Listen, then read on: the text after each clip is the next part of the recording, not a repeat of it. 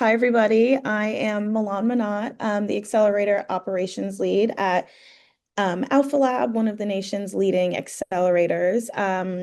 Just a couple of things for housekeeping. We are going to record the session if you didn't hear that already, and it'll be posted to the Innovation Works YouTube channel. And also, if you have any questions, feel free to drop them in the chat. We will give you some time at the end for Q&A. I'll be spearheading that, and Aaron and Sarah will be answering. They'll also be presenting as well today, so I'm going to go ahead and turn it over to Aaron to give a little introduction. Thank you, Milan. Hi, everyone. My name's Aaron Tainter. I'm the Director of Accelerator Programs at AlphaLab, and I'm going to start today by providing an overview of our AlphaLab program and the various tracks that we run within AlphaLab. And we want to also save time for questions from the audience as well. See, we have over 60 attendees here now, which is great. So I want to save some time for you at the end to ask questions. So we can dive right in.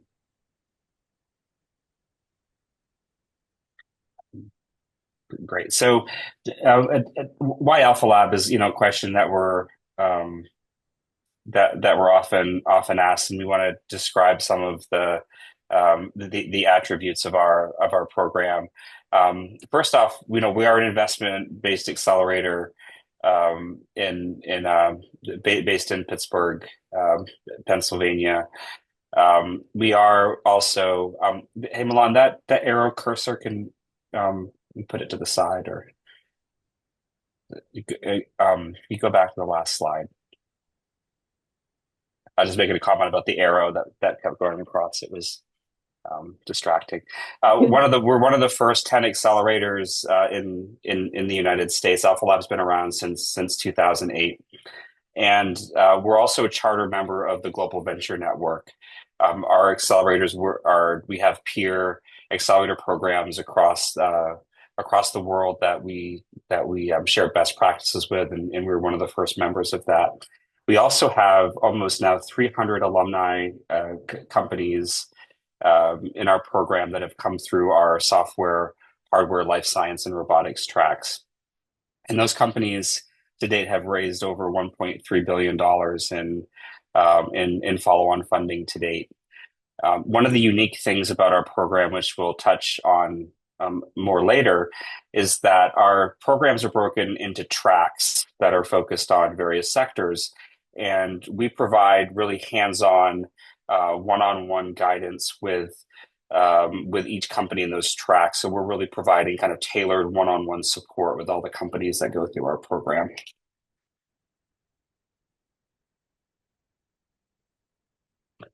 As I mentioned, we're based here in Pittsburgh, Southwest Pennsylvania.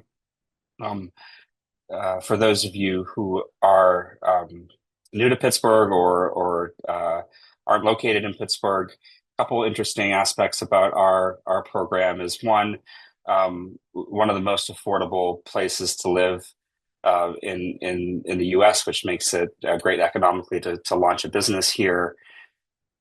Pittsburgh is really well known for manufacturing, life sciences, space tech, artificial intelligence, and these top industries are aligned with our vertical focus within our program. We have, in addition to being one of the most livable cities in the U.S., we have leading universities with Carnegie Mellon, University of Pittsburgh, and others that are very strong in entrepreneurship. To the next slide. And AlphaLab is a program of Innovation Works. Innovation Works, which I'll show you on the next slide, provides a sort of a spectrum of funding from the accelerators. We have a seed fund and also a venture fund. And throughout that spectrum, we provide seed investment, expertise, and really hands-on support to help tech startups grow in our region. As I mentioned, with this continuum of funding, we have our AlphaLab program where we support about 30 companies a year in our accelerator program across our 4 tracks. We have an active seed fund, which is one of the most active in terms of number of investments seed funds in the United States, focusing in the Southwest Pennsylvania region. And we also have a for-profit venture fund called Riverfront Ventures, which allows Innovation Works to continue to invest in the companies that have scaled and grown past our accelerator and seed fund.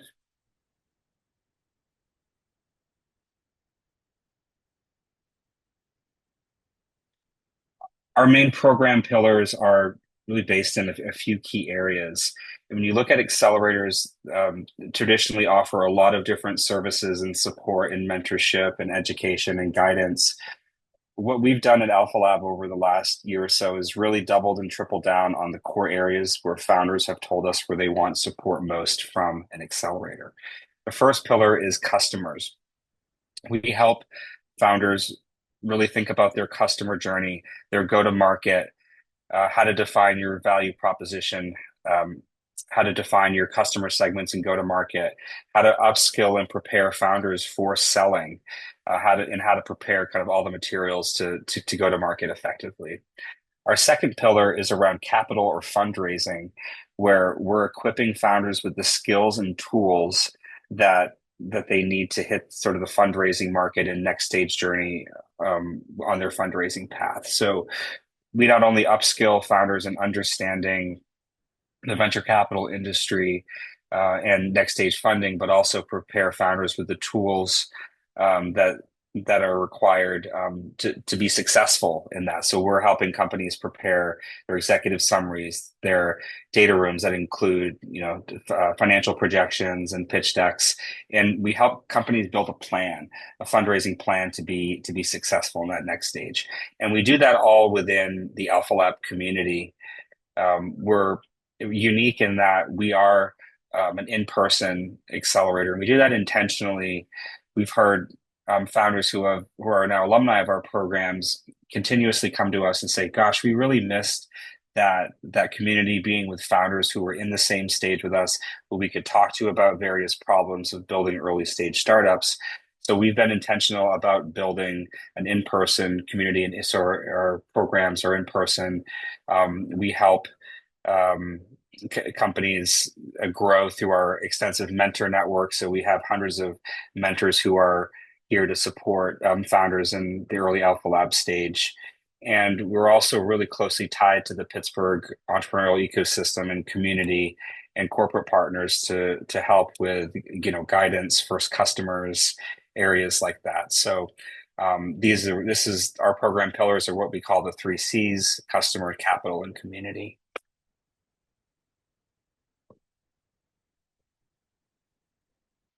And some of the benefits of our Alpha Lab program, I had mentioned that we're in person and cohort based.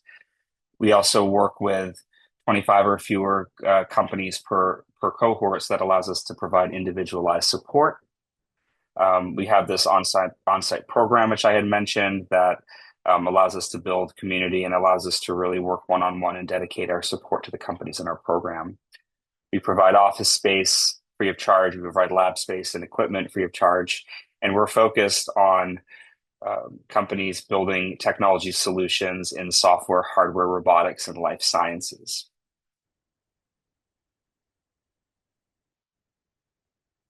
Our team has a depth of experience in accelerator management, also founding and launching companies of our own. We've worked with hundreds of companies at the accelerator stage. We've also founded early stage companies and had the experience of sort of knowing what it's like to be in the founder's shoes at the accelerator stage. I lead our accelerator programs. We have Jordan Marinkovich, who's our platform manager, is responsible for a lot of the content and also mentor connections. Sarah, who you'll hear from in just a minute, leads our AlphaLab software program. Um, and we have Damon and Maria, who lead our hardware and life science tracks, and Milan, who you met at the front of the show, who's our Accelerator Operations Lead. Oh, amazing. Hello, everyone. I'm going to talk a little bit about the actual tracks. So, as Aaron mentioned before, our program has four specific tracks. So everybody is in a cohort at the same time, but then we have you all go through that core customer capital community programming together, but then we also have track specific benefits as well. So I run the AlphaLab software one. So software was kind of our OG uh, track. So we've been around since 2008. And since then, we have added AlphaLab Gear, which supports hardware startups, AlphaLab Health, which supports life science startups, and then the Robotics Factory, which supports robotics companies. Next slide, please. So I'll dive a little bit more into each track.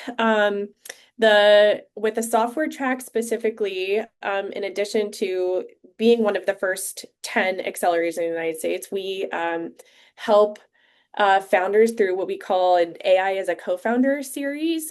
So we help you really learn how to leverage tools like Perplexity and ChatGPT and others in terms of like automating some of the more operational things in your business. So including like marketing and some customer validation stuff. Because you all know that as a founder, you have a million things to do. So we teach you how to be more efficient with that. Um, we have a bunch of alumni in the software track specifically. Some of the notable ones include Blastpoint, Honeycomb, Gridwise, and the Zebra. Um, okay, I think that's it for software. Next slide. The health track specifically, Maria runs, so you could say hi to Maria. We have a unique partnership here with Allegheny Health Network, where they actually put in half of the investment into your company and are very, very deeply involved in what you're working on and will help mentor you. They also give you access to BSL-1 lab space. You'll have the clinical professionals through Allegheny Health Network to access also as a support network that also helps build research partnerships and lots of good stuff. So feel free to ask questions about that if anyone on the call has them, we can help answer them here. But we have some good companies there too, Handle Health, Telling AI, Diesel, and others.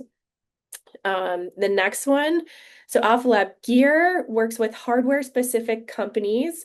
Both in the hardware and in the robotics track, we have a large prototyping space available to you. And even if you're a software company who has a hardware aspect or a life science company who has a hardware aspect, you can access the shop machines that we have too. So we have CNC machines, tons of 3D printers, laser cutters, and a whole team of engineers and technical staff to help you use that and to help you push your prototype forward. We also have very specific partnerships with local manufacturers. So if you need that, just know that that's available to you as well. And then next slide, please. The robotics track has all of that stuff.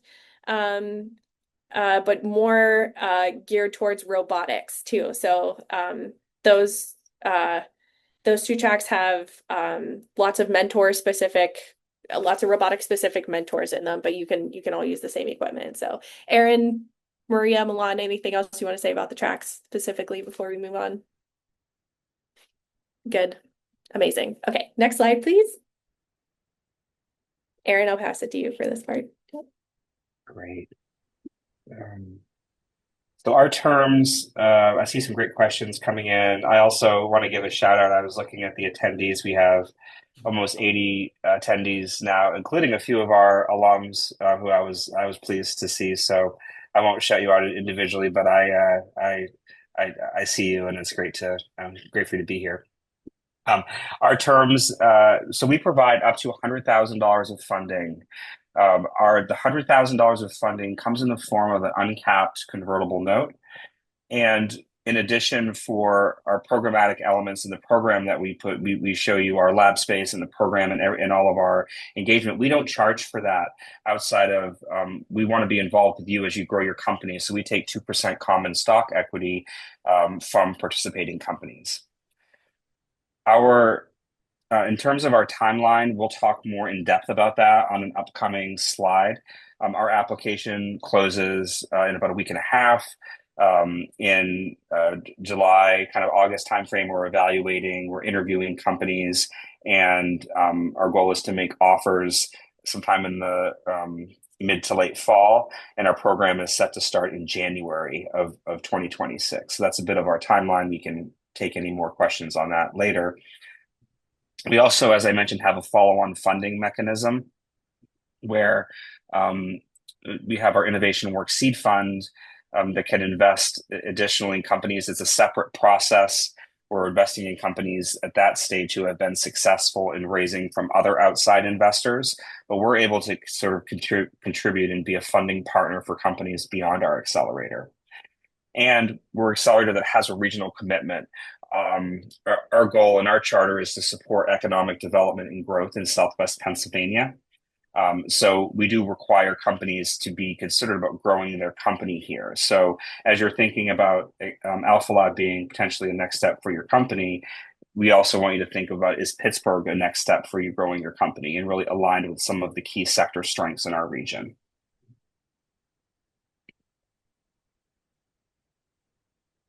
Here's a snapshot of our almost 300 alumni companies.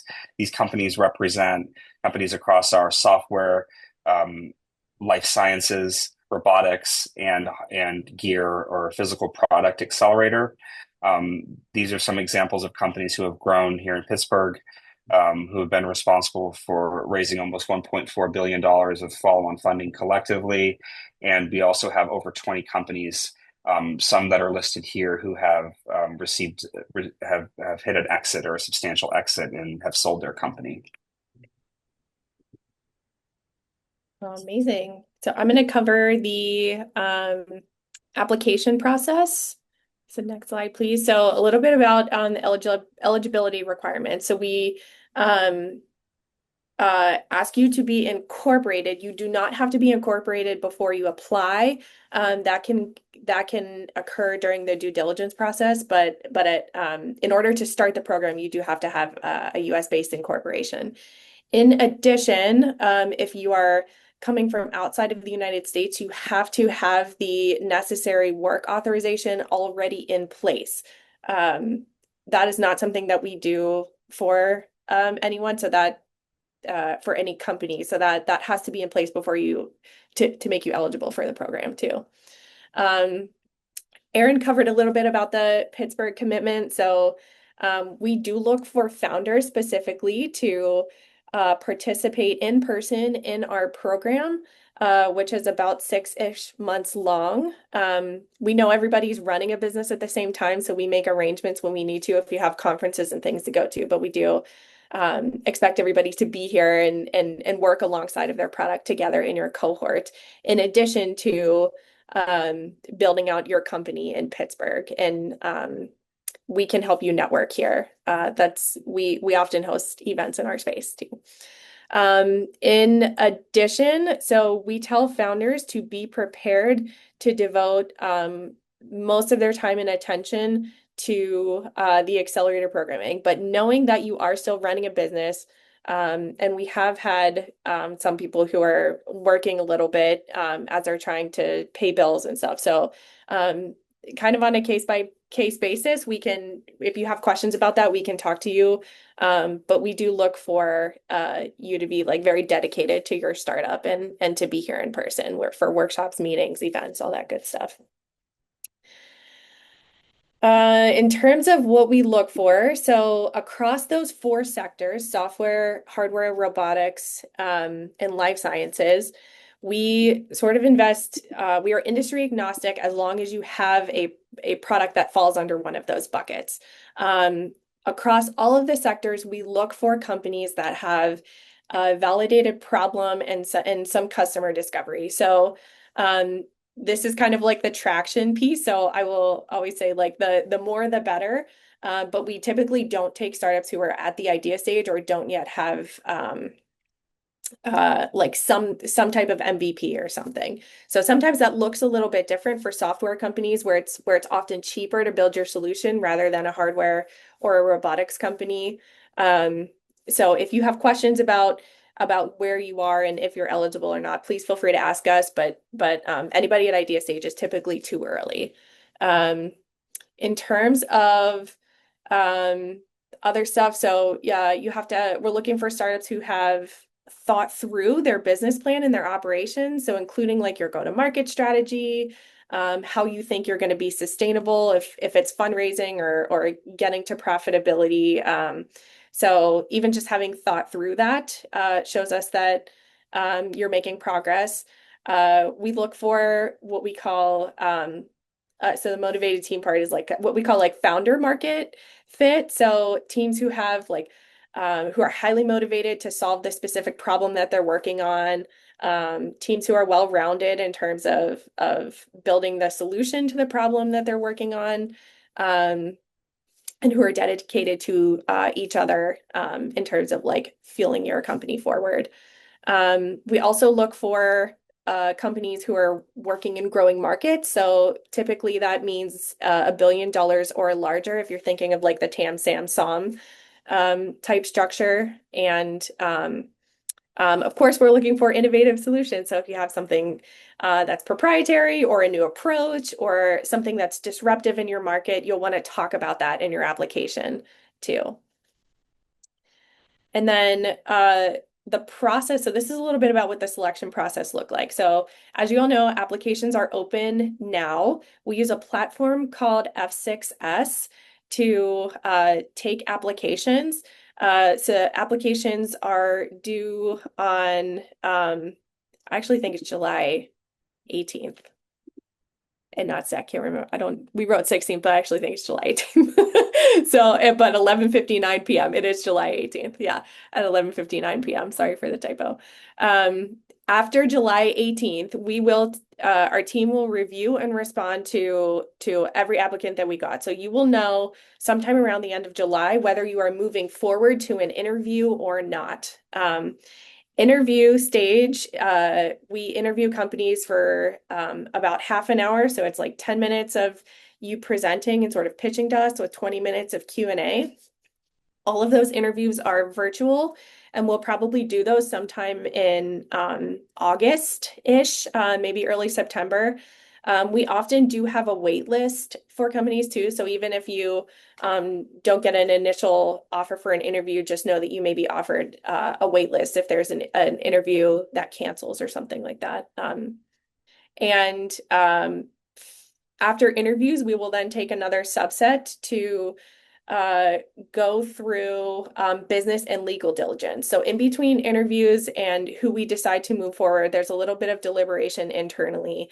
So we're thinking like sometime in September-ish, everyone who has been through an interview will know whether they are moving forward with business and legal diligence. That typically takes takes a little bit of time because we dig into your product and your solution a little bit more, as well as your market size and the formation of your company and your current cap table and your founder profiles and all that good stuff to make sure that we actually can make an investment in you. So all of that to say, we're aiming to, after that is all completed, send offer letters sometime in the fall for a January 2026 start. Things can move quicker if you happen to be very responsive to us and push yourselves through diligence quickly. And if that's the case, then you can start using tapping us as mentors or using the perks and discounts that we have before that January 2026 start.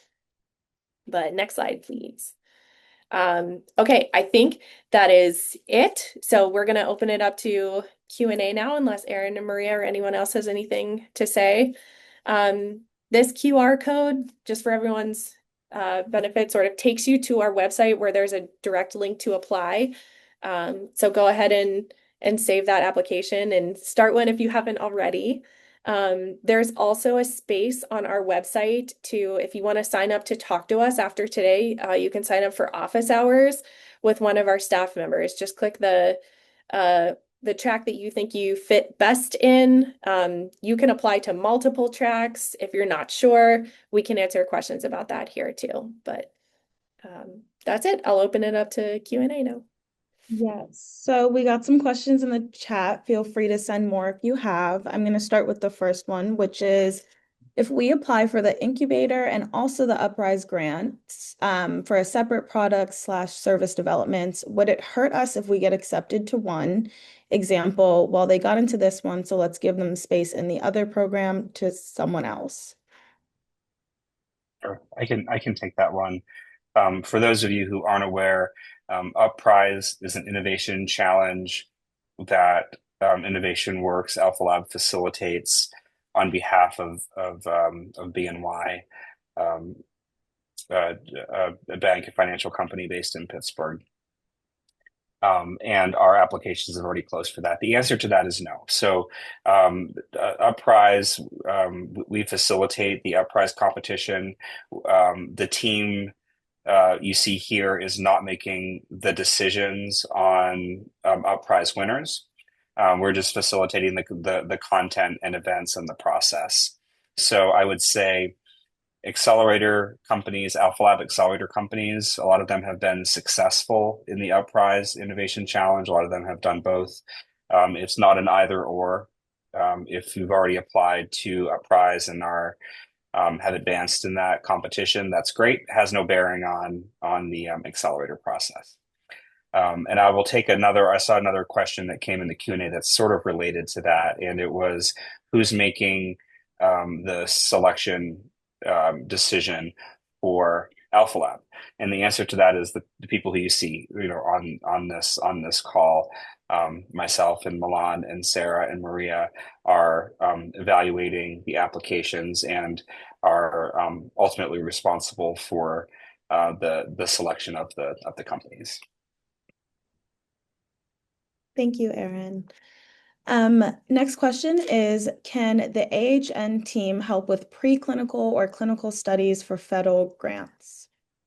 I answered that one in the Q&A section, but I can share a little bit more live with everyone. They can. So we often connect our founders with AHN clinical mentors and introduce them to folks within the system that they can work with. Any of those people could serve as a PI if they are interested. It is not something that we guarantee. It's the founder's responsibility to engage with them, build up that relationship, and get buy-in to work on projects like this. But they are able to serve as PIs for grants, and many of them have in the past.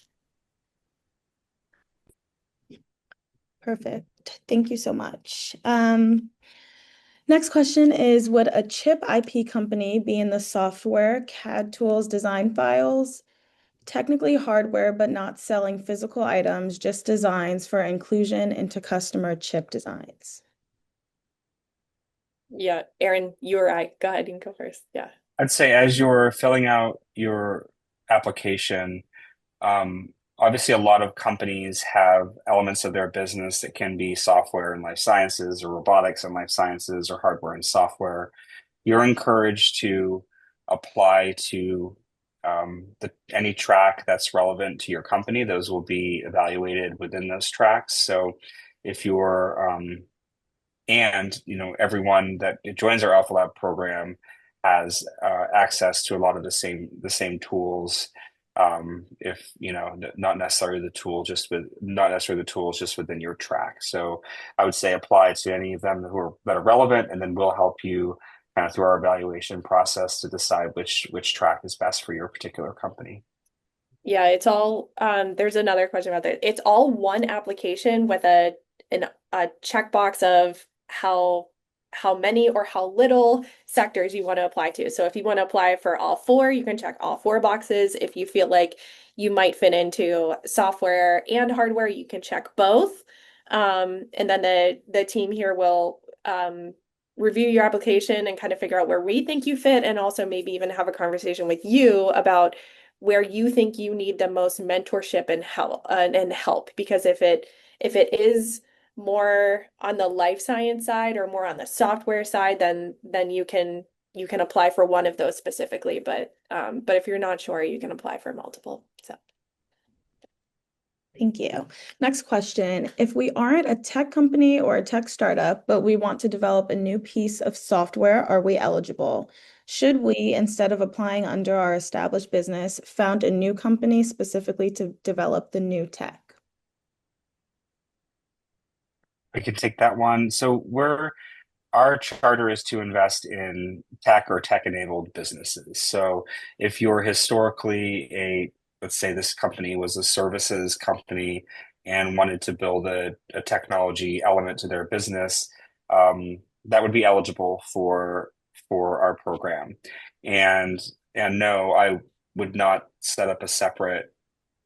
You're welcome to set up a separate entity, but our accelerator, we're wanting to invest in sort of the main businesses behind each of these innovations. So I would say, if you're a services company or a product company that wants to build something tech enabled, that would be eligible for our program.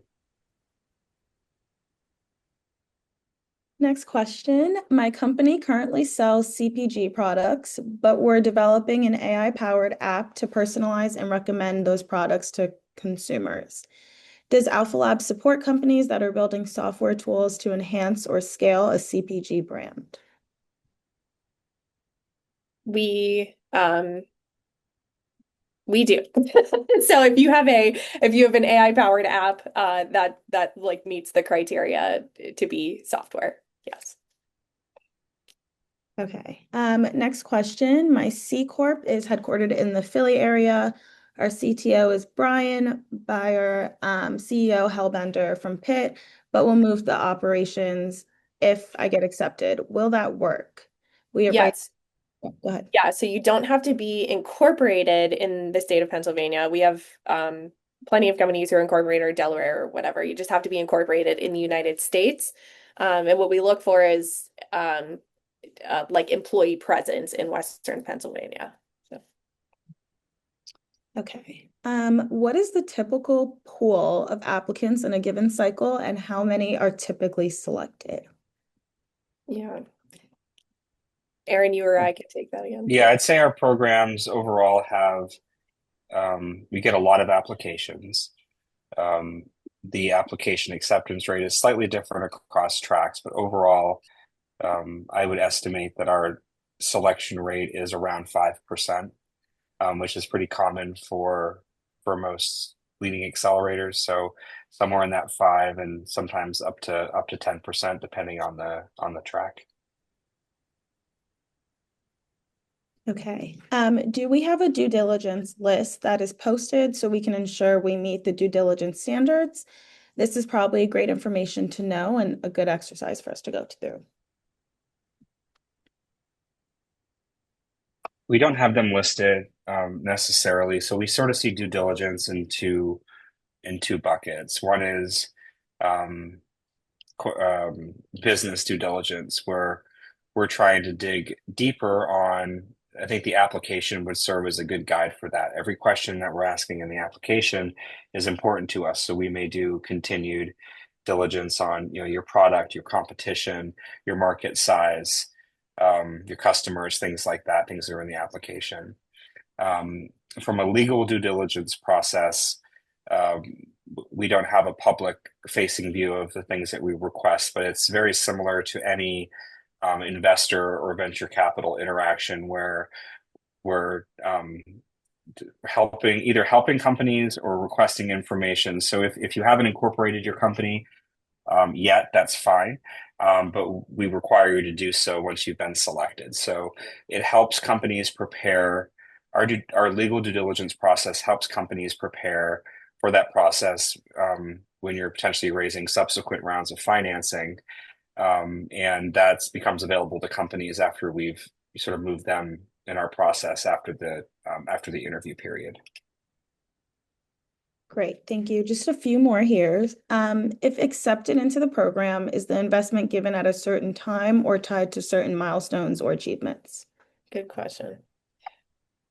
We tranche our funding, so you get 50K upfront, and then we jointly set milestones with you before you start the program that are supposed to be meetable, but a little bit of a stretch, so that we hold you accountable to pushing your startup forward, and also you hold us accountable to helping you.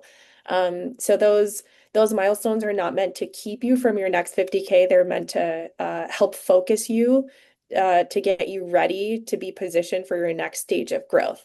Most companies meet them within like 3, 4 to 6-ish months of starting the program. And then you get your second 50K after those are completed. Thank you. If we have previously applied to AlphaLab but weren't selected, should our application make specific references to how we have iterated and acted on the feedback that we received? When we see, good question, when we see applicants who reply, which we encourage, we view them next to your prior submission. So yes, it's definitely important to typically companies who aren't selected, it has to do mostly with the progress that you've made, and we're wanting to see more kind of progress in all of our application questions. So I would definitely reference sort of where you were when you applied and the progress that you've made. In addition, as you're filling out the application, assume that there may be new folks on the team or people who aren't familiar with your company. So you also need to describe it in a way that someone that's reading it for the first time, understands your business. Okay.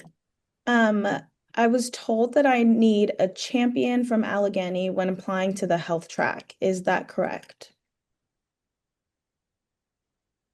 No, that's not necessary. I think when you're applying, what is helpful is to understand who might be a champion for your team. It's not a requirement, but if you have an idea of what kind of clinicians you would like to engage with, who might be a good mentor for you, or what kind of roles are the kind of people who need to champion your startup in order to get it into a health system, like a pulmonologist, a cardiologist, that kind of thing. I think that's a good way to get started to understand what your pathway is if you are accepted to the accelerator, and who to engage with, and how to start making inroads at AHN. Milan, I accidentally clicked out of somebody's question, so I'm going to answer it real quick. So if some members of the team can be present during the program, but others can't, is it an issue? No. So we don't require every single person in your company to go through the program. We do look for founder participation so that you get the most out of your time here. So it's okay if your entire team can't come. We don't look for all 10 of you or however many to participate. You're all welcome, but you don't have to. Go ahead, Milan. Sorry.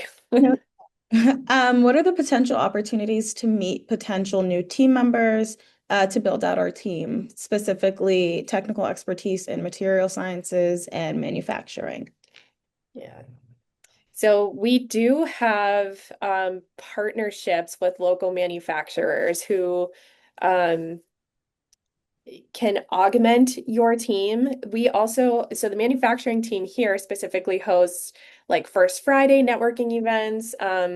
We have a partnership with the Pittsburgh Robotics Network where there's like specific mentorships available there. We're very tight with Carnegie Mellon University, so we can help get you integrated in all of the spaces where these potential team members are.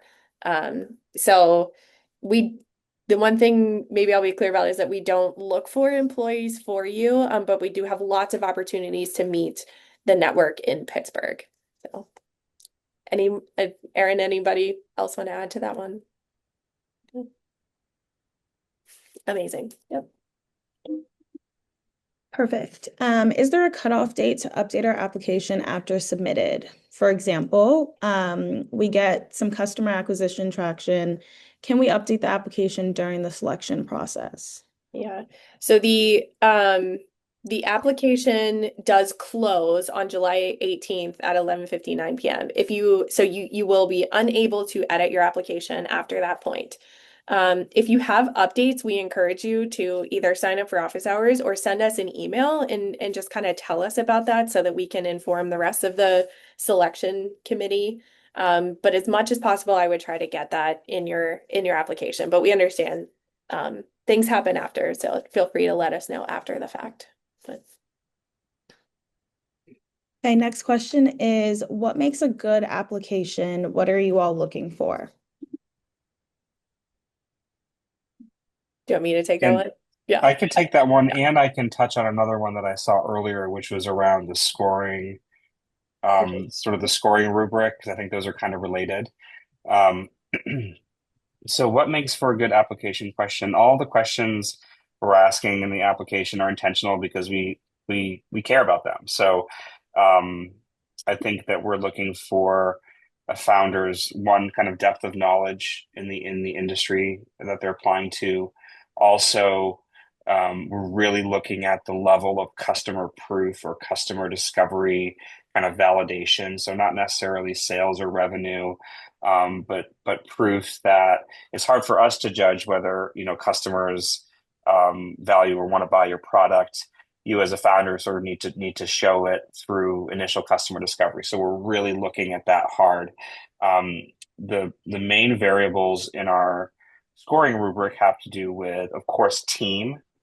We're looking for teams who have sort of founder market fit, which tie into our next point around the market that you're in. Is it a large market? Is it a growing market?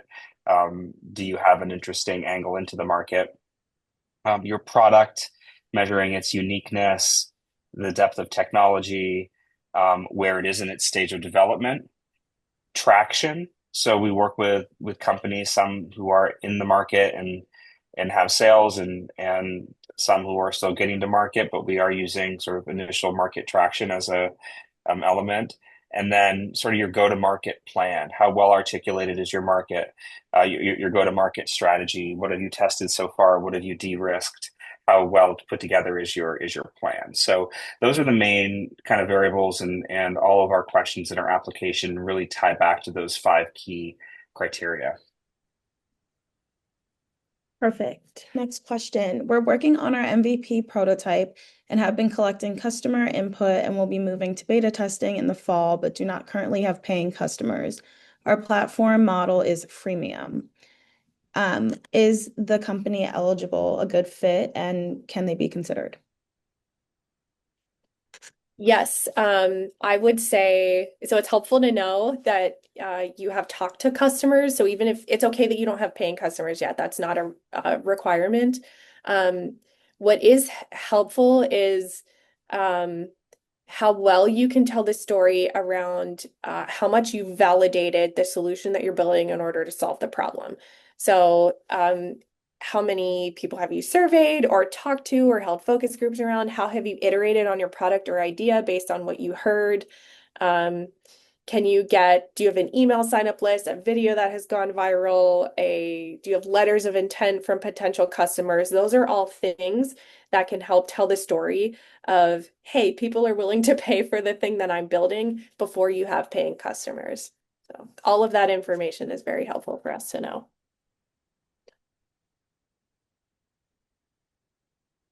If you have any more questions, please feel free to put them in the chat. There's one I see. I'm going to answer. How does AlphaLab support go-to-market strategies, especially for startups targeting both B2B and public sectors? I'm going to take that one real quick. We have staff members, myself and others who are former founders who have experience in that space, as well as a large alumni and a large mentor roster who can give you structured advice on your sales materials, on your sales strategies.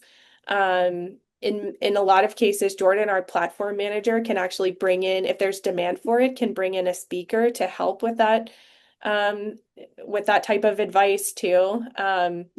So there's a lot of very like concierge type tailored mentorship specifically with your company to help push the needle in that way. So feel free to ask more questions about that too.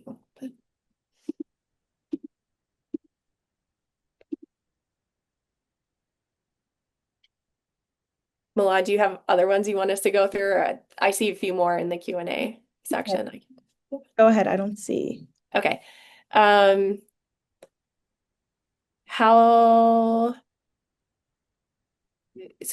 have other medical device or healthcare companies fulfilled employment requirements if the core team is already established? Does this have to be a full-time employee, or could this be an intern, consultant, or contractor?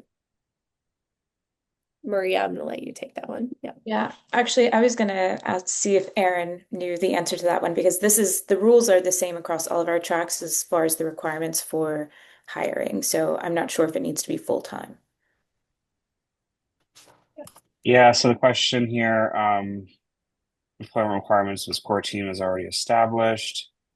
Um, so in this case, um, we would want someone on the established team to participate in the program, right? So that's how we would determine eligibility. If not, you're not necessarily hiring. Did I understand that question correctly? Yeah, I think also, so I can help too, is if your core team is already in place, we have had some people relocate to Pittsburgh.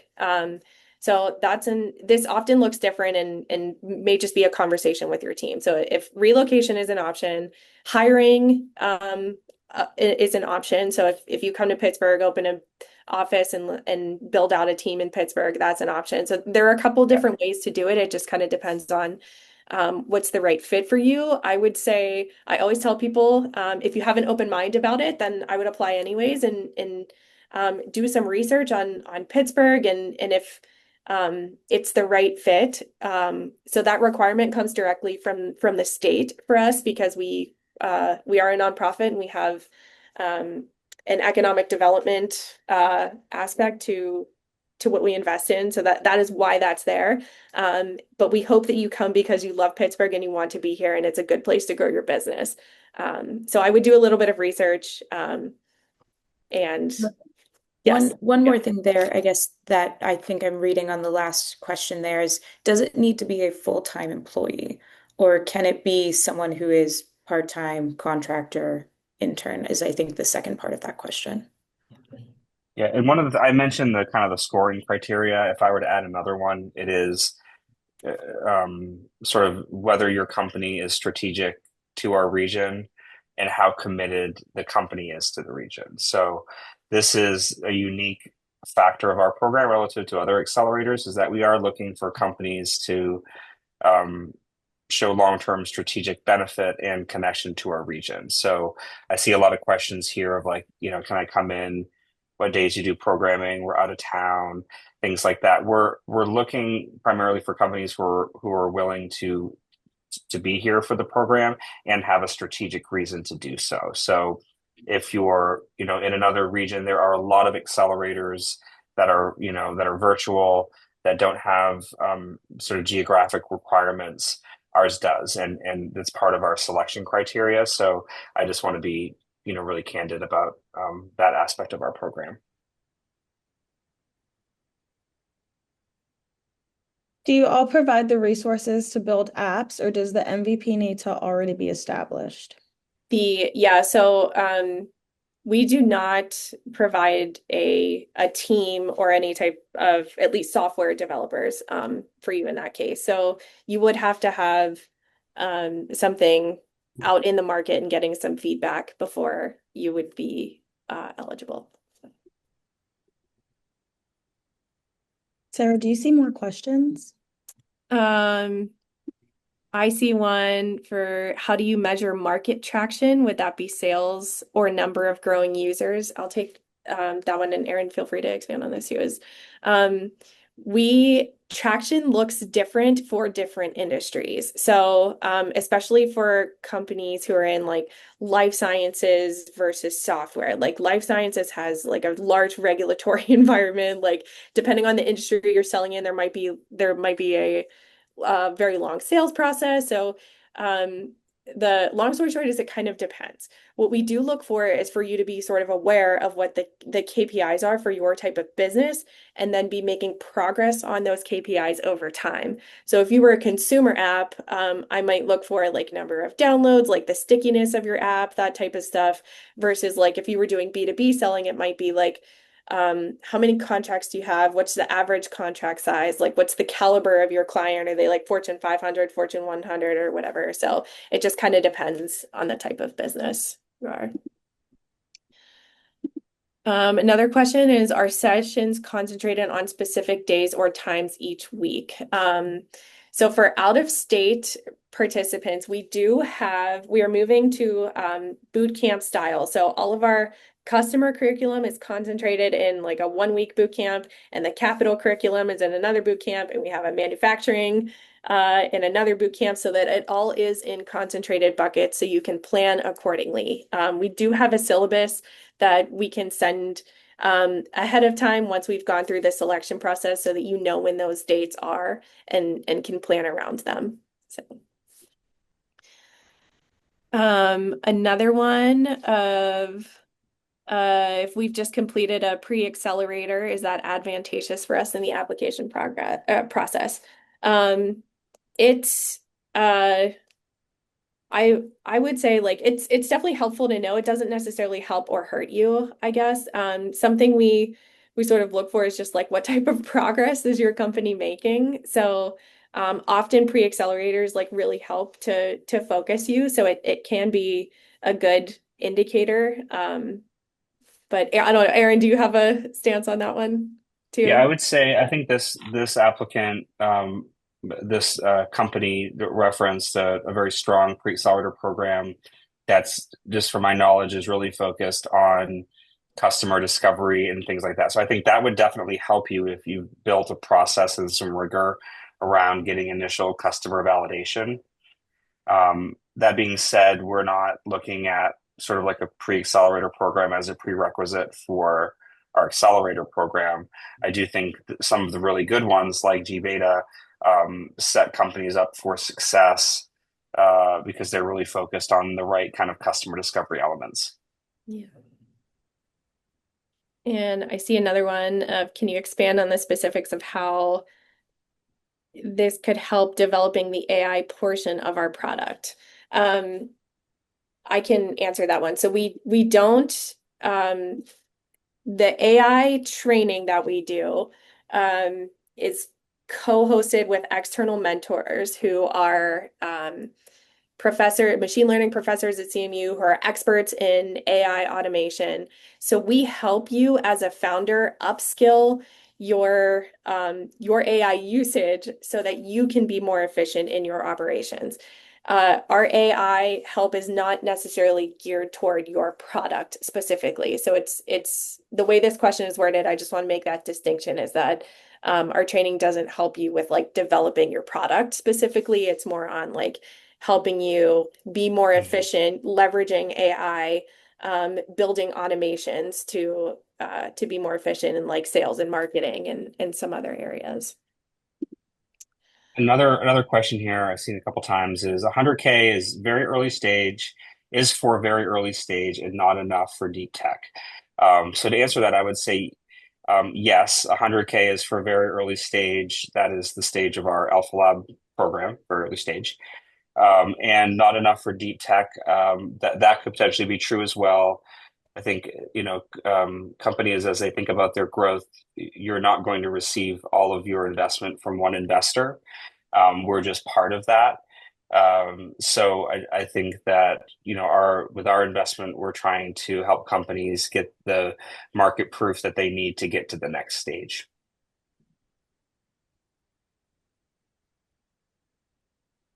Awesome. And then I have another question about the Pittsburgh location. So what if our team works online as independent contractors? Can we hire independent contractors from Pittsburgh? So this is a very common question, I think, in software where the reality of remote workers is in the United States is just what we're all seeing right now. So you can hire whoever you want to hire.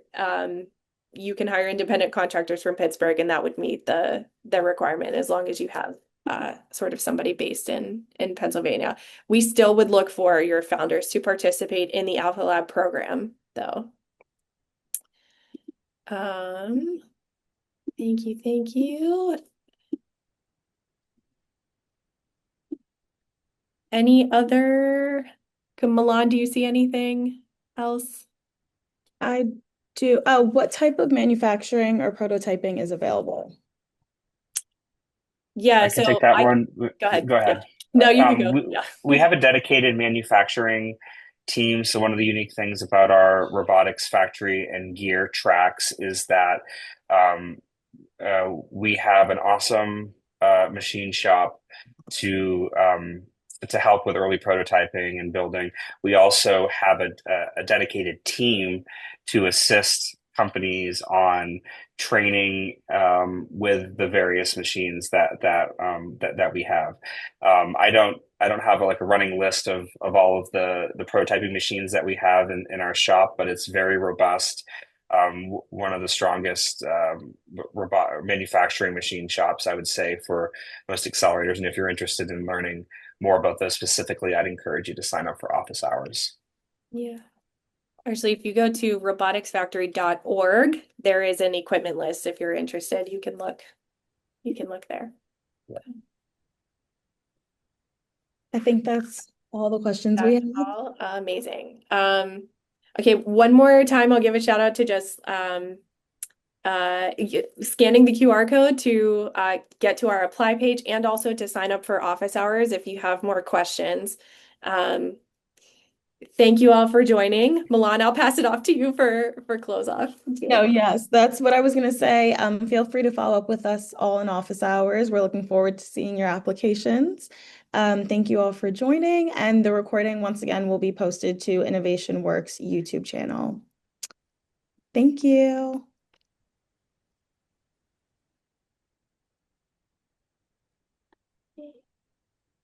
Milan, you can turn the recording off, I think.